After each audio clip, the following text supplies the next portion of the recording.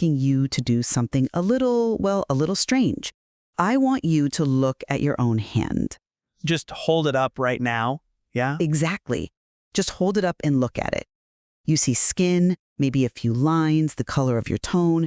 It looks solid, it looks completely real. But if you're a neutrino, that hand would be mostly empty space. It's just a ghostly cloud of atoms that you could fly right through without hitting a single thing. It's a slightly jarring image to start with, honestly. I mean, we trust our eyes so implicitly, we just assume that what we see is the absolute truth. We do. But imagine for a second that you're walking a dog in the park, and suddenly the dog just stops. It freezes. Its ears perk up, and it's staring intensely at a bush that, to you, looks completely empty.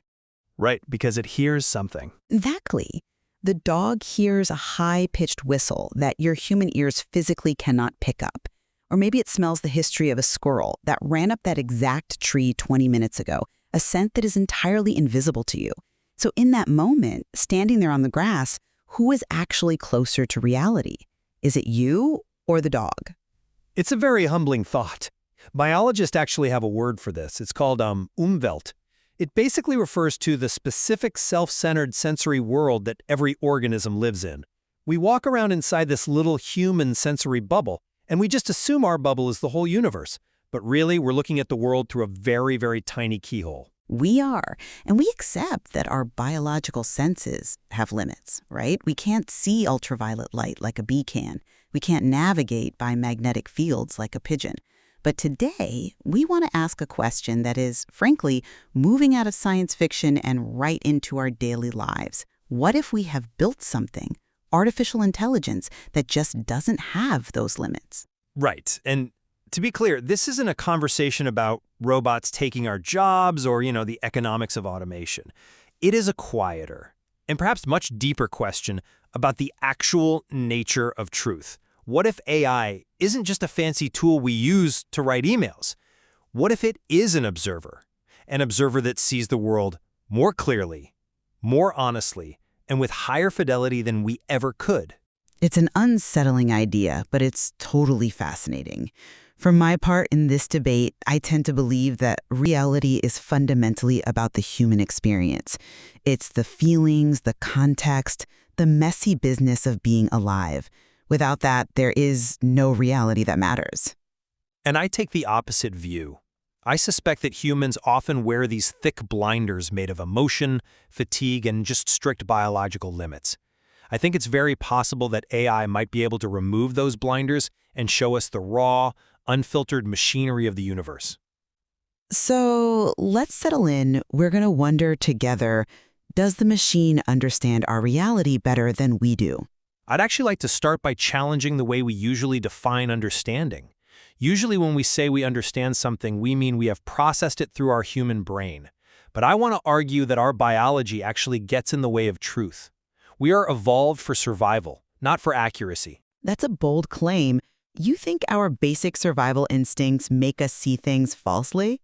Absolutely. I mean, think about a simple optical illusion. You've seen those pictures where two lines look like they are different lengths, right? One has arrows pointing out, the other has arrows pointing in. Oh, sure. Even when you know they are the exact same length, your eyes literally tell you one is longer. Exactly. Your brain is lying to you.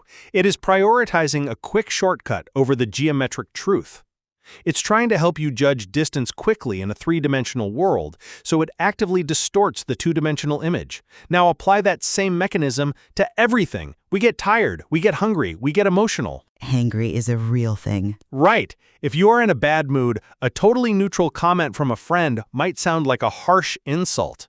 Your reality literally changes based on how much sleep you got last night. That's a fair point. We are certainly inconsistent.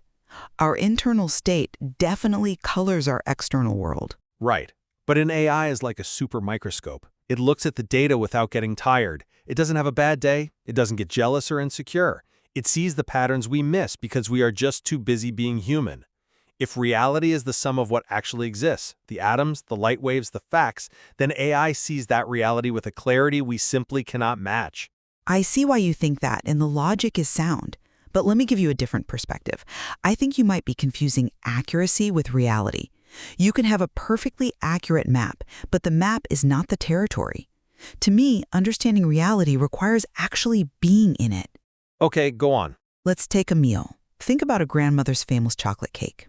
Now, an AI with a mass spectrometer can scan that cake. It can list every single chemical ingredient. It knows the exact temperature it was baked at. It knows the calorie count down to the decimal point. In your view, the AI knows the cake better than I do because it has more data. Well, factually, it does. It knows the composition perfectly. It possesses a much higher fidelity map of the object. But it doesn't know the cake. It doesn't know the texture of the crumb hitting your tongue. It doesn't understand the memory of the childhood birthday parties where that cake was served. It doesn't understand the intent of love that went into baking it. If you strip away the taste, the smell, and the memory, are you left with reality, or are you just left with a grocery list of ingredients? That's a compelling point, I'll admit. But I would push back and argue that the love and the memory are things you are adding to the cake. They aren't actually in the cake itself.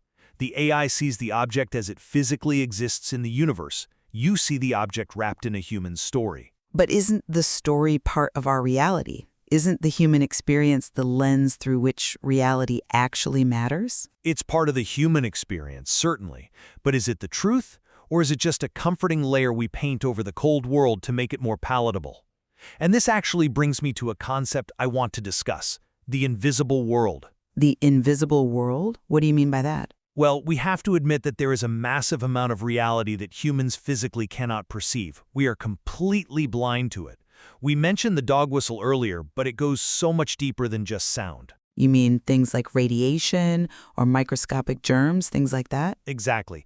Let's look at modern medicine. A doctor is a human being, a wonderful, highly trained expert, but maybe they are looking at a chest x-ray at the very end of a double shift.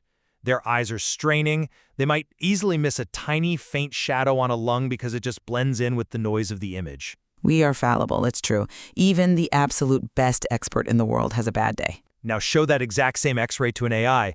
It isn't looking with tired eyes. It's analyzing the mathematical density of pixels in a high-dimensional space. It sees the reality of the body in a way the human eye physically cannot. It can predict a heart attack days before it happens by spotting subtle patterns in heart rate data that a human would just brush off as random noise. That is incredible. And to be clear, I certainly want that AI reading my x-rays. I want that level of precision when my health is on the line. Right. So in that specific moment, who understands the reality of the patient's health better? The doctor who says, "You look fine," or the AI that says, "Actually, there is a hidden problem here"? The AI is looking beyond the veil of our five senses. It is seeing the machinery of the universe directly. I accept that. The AI sees more data. It sees the hidden mechanics. But I am still not convinced that seeing more is the exact same thing as understanding. Why not? If you have more pieces of the puzzle, don't you inherently have a better view of the picture? Let's move from medicine to something like the weather. An AI can analyze pressure systems, humidity, wind speeds, historical data, all to predict rain. It can give you a hyper-specific probability. It can say 93% chance of precipitation at 4 p.m. It knows the math of the rain perfectly. And that math is what keeps us dry. It allows us to prepare a reality. It does. But does the AI know what rain is? There's this famous philosophical idea where you imagine a scientist who knows every single physical fact about the color red. The wavelength, the frequency, how the human eye processes it. But she has lived her entire life in a black and white room. Okay. If she finally steps outside that room and sees a red apple for the very first time, does she learn something new? Well, most people would say yes. She experiences the color for the first time. Exactly. That is the subjective experience. Does the AI understand the feeling of getting caught in a sudden downpour? Does it understand the relief of a cool breeze breaking a terrible heat wave? Or the smell of wet pavement, that rich, earthy scent? It can easily identify the chemical compounded geosmin that creates that scent.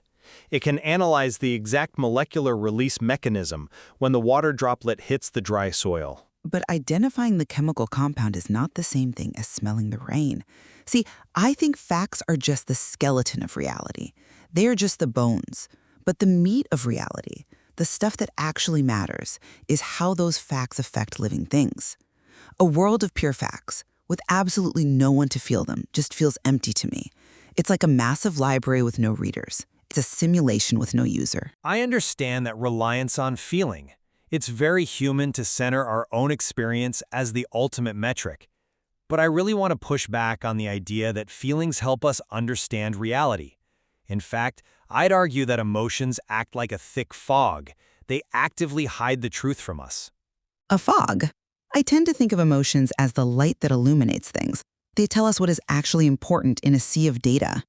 I just don't buy that, and let me tell you why. Think about human decision-making. When we are angry or terrified or even deeply in love, we make terrible decisions. We actively ignore facts that we don't like. I mean, we call that being human. We do, but it blinds us. Let's say you are terrified of flying. Your brain creates a reality where the airplane is a death trap. You are sweating, your heart is racing. Your subjective reality is screaming, "I am in danger." But the objective reality, supported by millions of data points, is that you are safer in that seat than you would be in your own kitchen. Your emotion is literally creating a false reality. That's true. Fear can certainly distort perception. The emotional center of the brain just completely hijacks the logical part. Exactly. And AI doesn't have an emotional center to get hijacked. It doesn't have an ego. It doesn't lie to itself to feel better about a bad situation. It doesn't have confirmation bias where it only looks for news that agrees with what it already thinks. Therefore, its version of reality is just fundamentally more honest. It is clearer, it strips away the fog of how I feel about this, and just plainly shows what this is. That is a very strong argument for objectivity, especially in areas like crisis management or engineering. But I would strongly challenge the idea that a world without emotion is clear.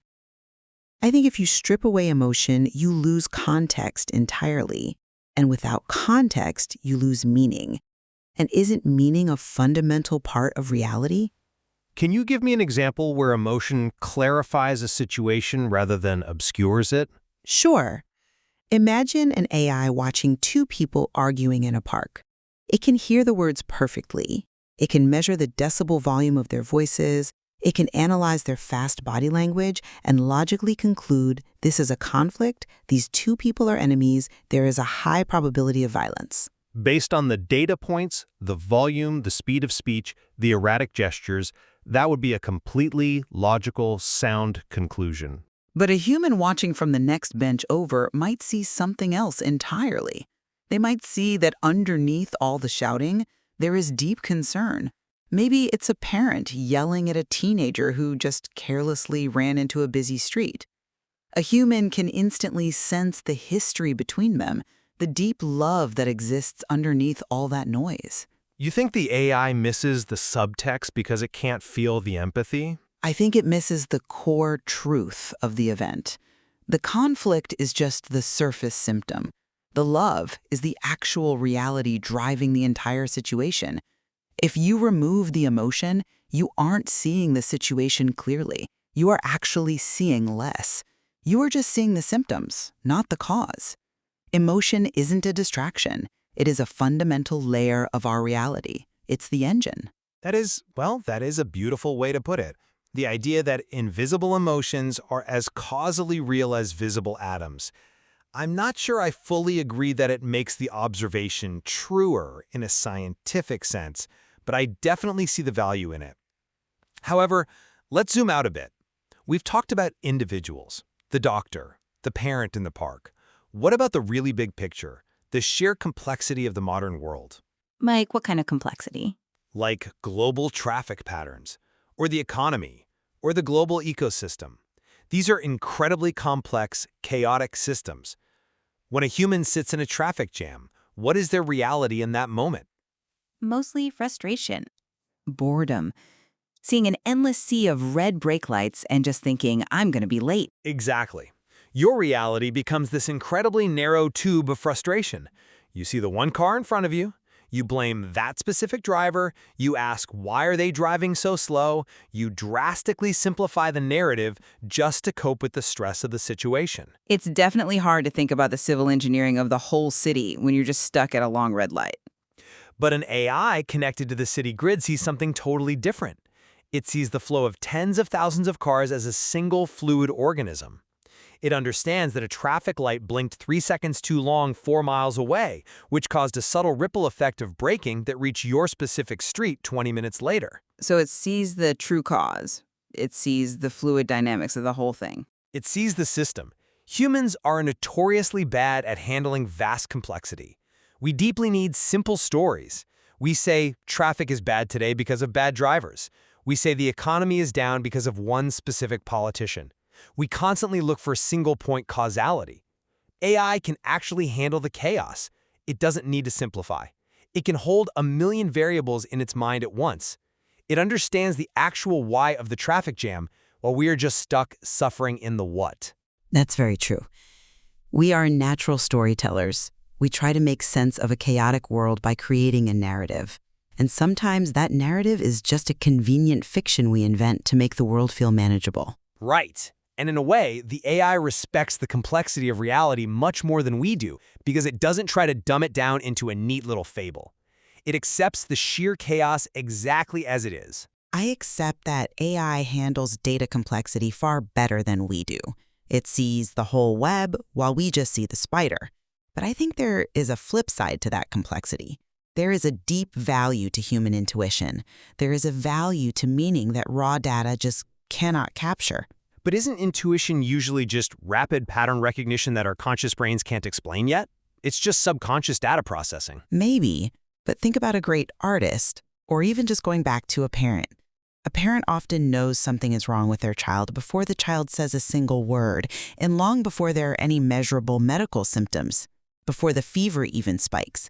It's a gut feeling, a resonance between two people. And you think that resonance connects to an objective reality? I think it connects to a deep relational truth. And more importantly, we create meaning out of the raw data. Look at a sunset. To an AI, a sunset is just light refraction. It's simply the angle of the sun hitting particulate matter in the atmosphere. That is the strict physical reality. And it's a correct description. It's the literal physics of the event. But to a human, that sunset is beauty. It is a moment of quiet reflection. It might make us cry. It might make us feel deeply connected to the universe. Now, you could easily say that beauty isn't real, that it's just a chemical trick in our primate brains. But it feels incredibly real. It affects us. It changes our actions.